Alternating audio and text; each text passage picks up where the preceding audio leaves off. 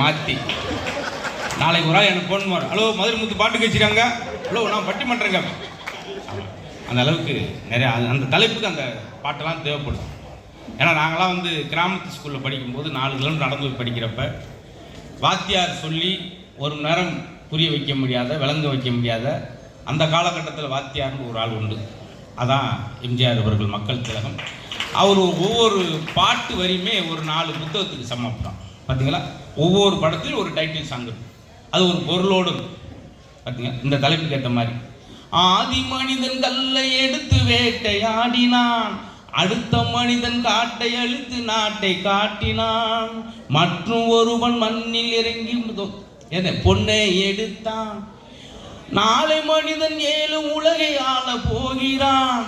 ஒன்றுனா அப்ப அடுத்து என்ன செய்ய போறான், இதுக்கு முன்னாடி என்ன செஞ்சோம், ஒரு பாட்டு நன்மை செய்வதே என் கடமையாகும், நன்றி சொல்வதே என் கண்ணியமாகும், நட்பை வளர்ப்பதே என் லட்சியமாகும். இந்த மாதிரி ஒரு வரி ஒரு கதாநாயகன் பாடும் போதுதான் கேட்கிற அந்த ஆடியன்ஸுக்கு தன்னை போல அவரை போல வரணும் ஒரு ஏக்கம். சரிங்களா, நன்றி மறவாத நல்ல மனம் போதும், என்றும் அதுவே என் மூலதனம் ஆகும், கண்ணை நம்பாது அப்படிலாம் கொள்கை ரீதியா அதான் சொன்னான். இந்த பாடல் இந்த தலைப்புக்கும் இந்த குடியரசு தினத்துக்கும் தேவைப்படுது. இது மாதிரி பாடல்கள்லாம் இன்னைக்கு வருதா? அப்போ மறந்து போயிட்டாங்களே, பண்பாடமாக கலாச்சாரம் மறந்துட்டாங்க. பார்த்த உடனே சொன்னேன், பார்த்த உடனே சாப்பிட்டீங்களான்னு கேட்குறேன். அன்னைக்கெல்லாம் இன்னைக்குமே சாப்பாடு நீங்கள் இட்லியில் வைக்கிறதுல சுவை, இட்லியில் சுவை இல்லைங்க, இட்லிக்கு தொட்டுக்கிற சட்னியில் தான் இருக்குது சுவை. அது மாதிரி இந்த தலைப்புக்கு எல்லாமே வேணும்.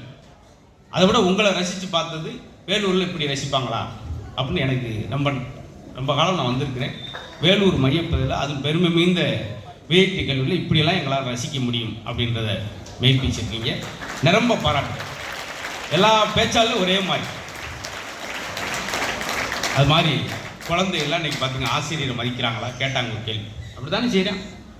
பரீட்சைக்கு போய் 10 செகண்ட் வந்துட்டேன் சார், ஏன்னா உடனே வந்து ரிட்டன் ஆகிட்டேன், இதான் ரிட்டன் எக்ஸாம்ன்றேன்.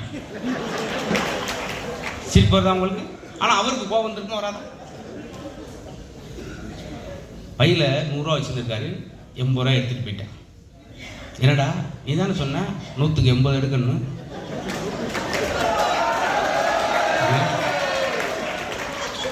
இதெல்லாம் ஒரு காலத்தில் இருந்துச்சா சார்? பறவைகளாம் ஏன் பறந்து வருது? வாத்தியார் நடந்து வந்தால் லேட் ஆகும். இதுக்கு என்ன பதில் சொல்லுவீங்க? நம்மளாம் கொஸ்டின் கொடுத்தா சாய்ஸில் விடுவோம், இது தெரியல ஐயோன்னு. இப்போ அதாவது நல்லா படித்தவன் பாயிண்டாக எழுதலாம், சுமாராக படித்தவன் பராபராவாக எழுதலாம், எதுவுமே படிக்காம தான் பக்கமாக எழுதலாம். பார்த்தீங்களா, எங்க இருந்தா அப்படி வரும்னு தெரியாது சார். அங்கே போய் தான் கேட்பேன், கெமிஸ்ட்ரி அன்னைக்கு நான் பிசிக்ஸ் நினைச்சு வந்தேன் 85 மார்க் எடுத்து போறேன்.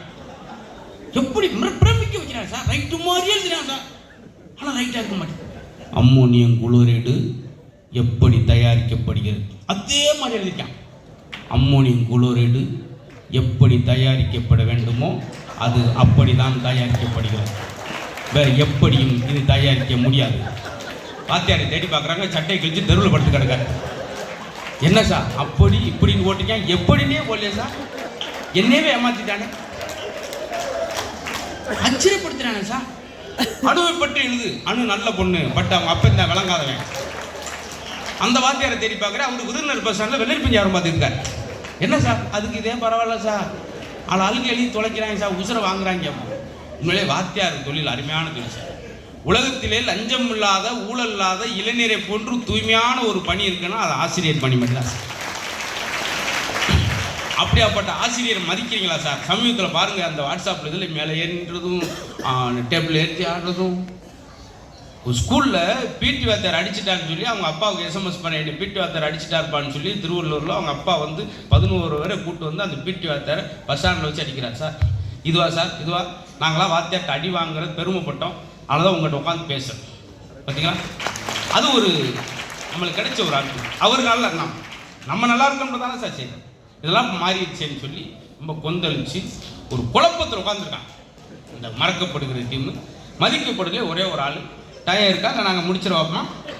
இருந்தாலும் இவ்வளோ தூரம் வந்துட்ட பாவம் 2 வார்த்தை பேசிட்டு போகணும். அவங்க அப்பாவும் ஒரு சைல்டு ஸ்பெஷலிஸ்ட், 16 குழந்தை, அதை சொல்ல வரேன். ஆமாம், இருந்தாலும் இப்பொழுது கோயில்பட்டி அன்னபாரதியாருக்கு ஒரு பெரிய கரகோஷம். வாங்க.